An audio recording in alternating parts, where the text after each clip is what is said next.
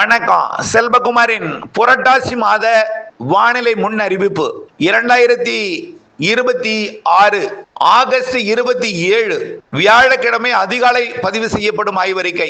புரட்டாசி மழை கண்டிப்பாக புரட்டி எடுக்கும் என்றுதான் சொல்ல வேண்டும். ஏற்கனவே நீண்டகால அறிக்கையில சொல்லிக்கொண்டே இருக்கிறோம்.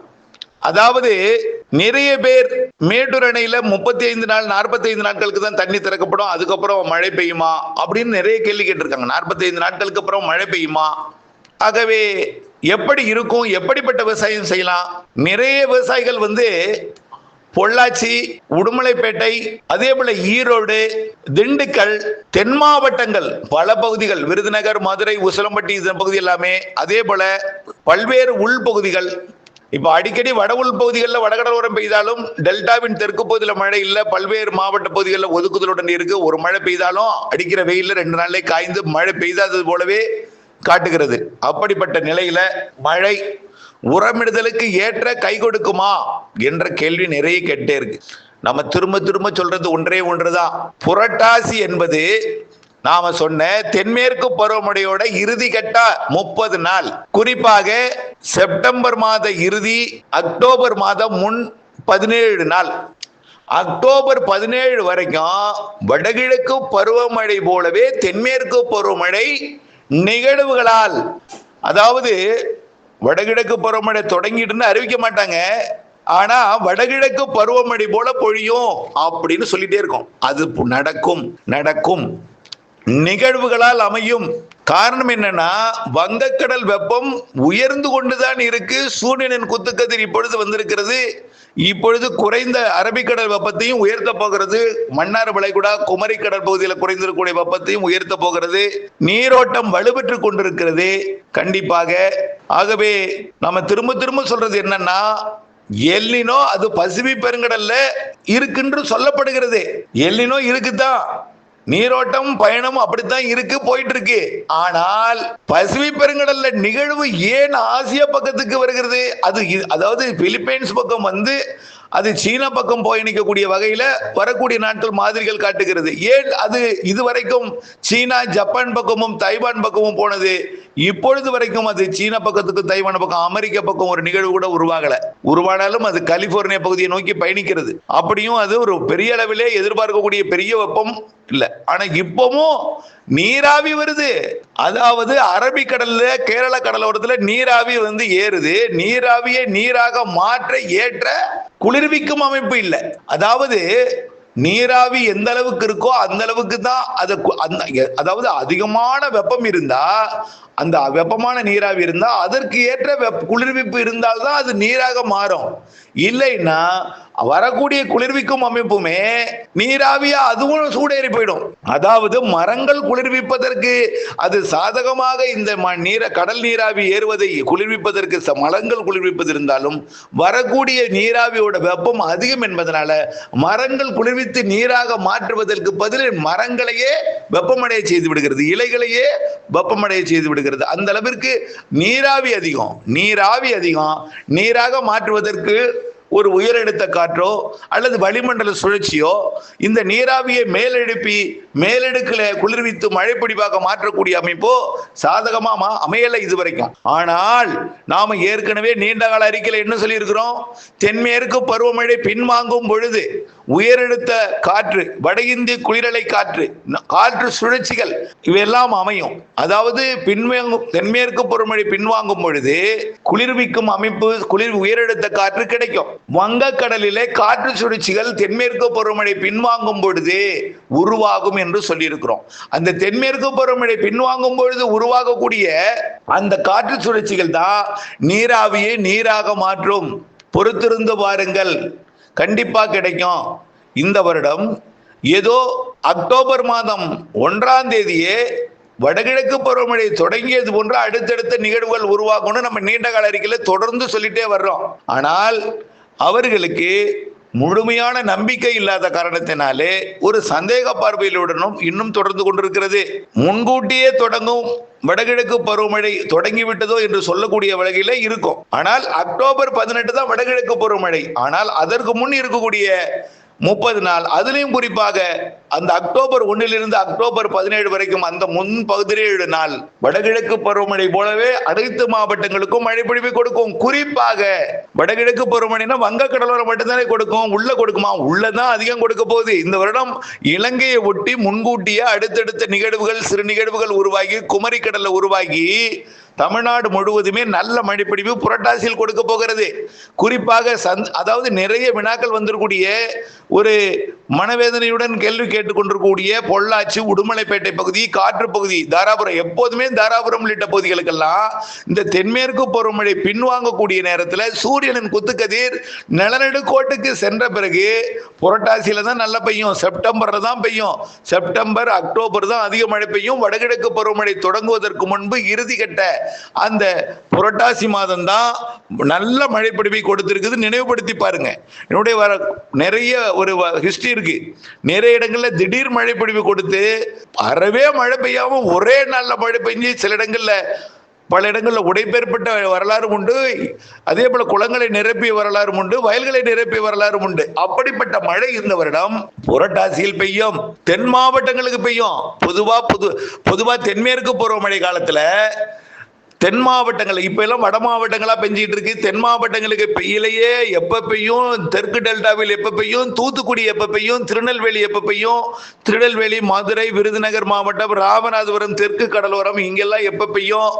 அதே போல திண்டுக்கல் மாவட்டத்தில் புதுக்கோட்டை, சிவகங்கை, ராமநாதபுரத்தின் மாவட்டத்தின் ஒதுக்கக்கூடிய பகுதிகள், அதே போல ஈரோடு எல்லாம் பவானி சாகர் நீர்வரத்துக்கு போதுமான மழை பொழிவு நீலகிரி மாவட்டத்தில் இல்லை. ஆனால் வரக்கூடிய இந்த புரட்டாசி பவானி சாகருக்கு நீர்வரத்தை கொடுக்கும் வகையில் நீலகிரி மாவட்ட மழையாமையும் நீரை எதிர்பார்க்காமலே விவசாயம் செய்யக்கூடிய வகையில் நேரடியாக ஈரோடு மாவட்டத்திற்கும் மழை உண்டு, மைசூருக்கும் உண்டு. மேட்டூருக்கு நீர் தரக்கூடிய கர்நாடக அணைக்கும் மேட்டூருக்கும் இடைப்பட்ட பகுதியிலேயே மழை பெய்ய போது புரட்டாசியில. போய் கர்நாடக அணையை கேட்டுதான் பெற வேண்டும் என்றல்ல, கர்நாடகா அணைக்கும், அதாவது கபினி கிருஷ்ணராஜசாகர் அணைக்கும் மேட்டூர் அணைக்கும் இடைப்பட்ட இப்போ இந்த மேகதாது அணை கட்ட போறோம்னு சொல்லிட்டு இருக்காங்கன்னா அந்த பகுதியில மழை எப்பொழுதுமே பெய்யும். அது தானே நமக்கு கிடைக்கும். ஆக அந்த பகுதியில மழை பெய்ய போகுது. அந்த மழை பொழிவு கண்டிப்பா புரட்டாசி மாதத்துல மேட்டூருக்கு நீர்வரத்தை கொடுக்கும். கர்நாடகாவில், அதாவது காவிரி நீர்பிடிப்பு பகுதிகளில் பெய்கிற மழை கர்நாடக அணைக்கு நீர்வரத்தை கொடுத்தாலும் அதற்கு முன்பாகவே மேட்டூருக்கும் கர்நாடக அணைக்கும் இடைப்பட்ட பகுதியிலேயே மழை இருக்கு. வரக்கூடிய அக்டோபர் 1 17 வரைக்கும். ஆகவே செப்டம்பர் இறுதி அக்டோபர் 1 வரைக்கும் அதிகம் இருக்கு அப்படின்னு நம்ம சொல்லிட்டு இருக்கோம். அதே போல கிருஷ்ணகிரி, தருமபுரி, சேலம், நாமக்கல் தென் மாவட்டங்களுக்கு நாம் ஏற்கனவே தொடர்ந்து சொல்லிட்டே இருக்கிறது. தென் மாவட்டங்களுக்குன்னு சொல்லிட்டே இருக்கோம். ஏன் தென் மாவட்டங்களுக்கு சொன்னா, வழக்கத்திற்கு மாறாக இந்த வருடம் இலங்கை மற்றும் தமிழ்நாட்டை ஒட்டி தென்மேற்கு பருவமழை காலத்தோட இறுதி கட்டத்துல காற்று சுழற்சி உருவாக போகுது. நல்லா புரிஞ்சுக்கங்க. ஆகவே தென்மேற்கு பருவமழையோட இறுதி கட்டத்துல இலங்கை ஒட்டியும், குமரி கடலை ஒட்டியும், மன்னார் வளைகுடாவையும், தமிழ்நாட்டை ஒட்டியும், அப்படியே தெற்கு கேரளா பகுதியிலையும் காற்று சுழற்சிகள் உருவாகி வங்கக்கடல் காற்று சுழற்சி தென் மாவட்டங்கள் வழியாக அரபிக்கடல் நோக்கி தென்மேற்கு பருவமழை காலத்திலேயே வடகிழக்கு பருவமழை காலம் போல மேற்கு நோக்கி பயணிக்கவும் வாய்ப்பு இருக்கு.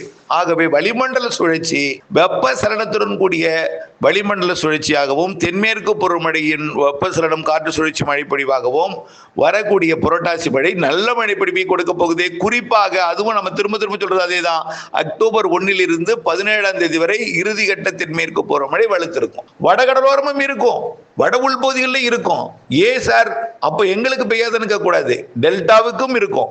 குறிப்பா மழை இல்லாத பகுதியிலிருந்து கேட்கக்கூடிய பகுதிக்காகவே நான் அழுத்தம் திருத்தமாக அந்த ஊர்களை நான் சொல்லிக்கொள்ள கடமைப்பட்டிருக்கிறேன். ஆகவே கண்டிப்பாக மழை உங்களுக்கு பொய்ப்பது போல, பொய்த்து விட்டு போய்விடும் போல தெரியும். ஆனால் நம்பிக்கை மட்டும் வேண்டும். தென்மேற்கு பருவமழை இறுதி கட்ட 30 நாள், அதுலேயும் குறிப்பாக இறுதிக்கட்ட 15 நாள், இன்னும் சொல்ல போனால் இறுதிக்கட்ட ஒரு 25 செப்டம்பர் 25க்கு 28க்கு மேல 30ஆம் தேதி, அதாவது சரி அக்டோபர் 17 நாள் எல்லாம் சேர்த்து படியும் நிச்சயமாக இருக்கிறது. அதுக்கப்புறம் வருது பாருங்க வடகிழக்கு பருவமழை. சிறு சிறு நிகழ்வுகளாக வந்து நிறைய நிறைய மழைப்பொழிவுகளை கொடுத்து கொண்டிருக்கோம். அதுவும் தென் மாவட்டங்களுக்கு தாங்க அதிகம், வட மாவட்டங்களுக்கும் உண்டு. சென்னை திருவள்ளூர் முதல் கன்னியாகுமரி வரைக்கும் கடலோர மாவட்டங்களுக்கு உண்டு. இலங்கையை ஒட்டிய பகுதிகளில் தான் தமிழ்நாட்டின் கடலோர பகுதி, இலங்கை ஒட்டி, அதாவது டெல்டா ஒட்டி, இலங்கை ஒட்டி, மன்னார் வளைகுடா, பாக் ஜலசந்தி பகுதி, குமரி கடல் பகுதி, இந்த பகுதியிலேயே வடகடலோரமும் உண்டு. வடகிழக்கு பருவமழை காலத்தில் வடகடலோரத்தில் ஆரம்பத்தில் நிகழ்வு வந்து சென்னை உள்ளிட்ட பகுதிகளுக்கு அதிக மழை பொழிவை கொடுக்கும். அதே வேளையில தென் மாவட்டங்களுக்கும் கொடுக்கும். அடுத்தடுத்த நிகழ்வு டெல்டா மாவட்டங்கள், இலங்கை மற்றும் அடுத்தடுத்த நிகழ்வு இலங்கை அருகேயே உருவாகும். அடுத்தடுத்து இலங்கை தென் மாவட்டங்களுக்கு, இலங்கைக்கு தான் எப்போ மழை, இலங்கைக்கு மழை பொழித்து விட்டு போய்விடுமோன்னு இலங்கையிலிருந்து நிறைய கேள்வி. யாழ்ப்பாணம் காங்கேசன் துறையில இருந்தோம், முல்லைத்தீவு பகுதியில் இருந்தோம், உள்ளிருந்தோம். பருவமழை பொய்த்து விடும் போல் வடகிழக்கும் இல்லாமல் போய்விடுமோ, வெப்பநிலை குறைகிறதே என்று சொல்லிக் கொண்டிருக்கிறார்களே, உண்மையா என்று கேள்வி கேட்டே இருக்காங்க. கேள்விக்கு நான் பதில் சொல்லி அவர்களை வந்து நம்பிக்கை ஊட்டி முடியாமல் போய்விட்டேன். இப்போ உண்மையிலேயே தயவுசெய்து பொறுத்துங்க, இலங்கைக்கு அதிக மழை இருக்கு.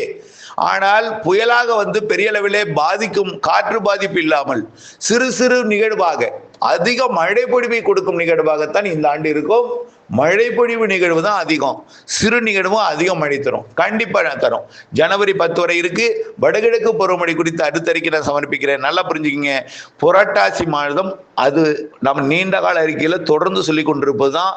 எல்லா தென் மாவட்டங்கள், மேற்கு மாவட்டங்கள், காற்று பகுதி, கணவாய் பகுதிகளுக்கெல்லாம் புரட்டாசி தான் அதிக மழை. கிருஷ்ணகிரி, தருமபுரி உள்ளிட்ட அனைத்து மாவட்டங்களுக்கும், குறிப்பா உள் மாவட்டங்க, உள்னா எது? கிருஷ்ணகிரி, தருமபுரி, சேலம், நாமக்கல், ஈரோடு, கரூர், அப்படியே பார்த்தீங்கன்னா கரூர், சேலம், அதே போல பெரம்பலூர், அரியலூர், திருச்சி, திண்டுக்கல், அப்படியே மதுரை, விருதுநகர், இந்த உள் சிவகங்கை உள்ள எல்லாமே நல்ல மழைப்பொழிவை கண்டிப்பாக கொடுக்கும். நான் தான் சொல்றேன், தயவுசெய்து நம்பிக்கையோடு இருங்க. கொஞ்சம் காலத்தை நாம் இந்த வெயிலை நினைத்து அச்சப்பட்டு கொண்டிருக்காமல், எல்னினோ என்கின்ற ஒரு பெரிய பூத வார்த்தையை நினைத்து கொண்டு அச்சப்பட்டு கொண்டிருக்காமல், தயவு செய்து கொஞ்சம் பொறுத்து கொண்டீர்கள் என்றால், நம்பிக்கையை ஏற்படுத்தி கொண்டீர்கள் என்றால் கண்டிப்பாக மழைப்பொழிவை ஏற்படுத்தும், கொடுக்கும்.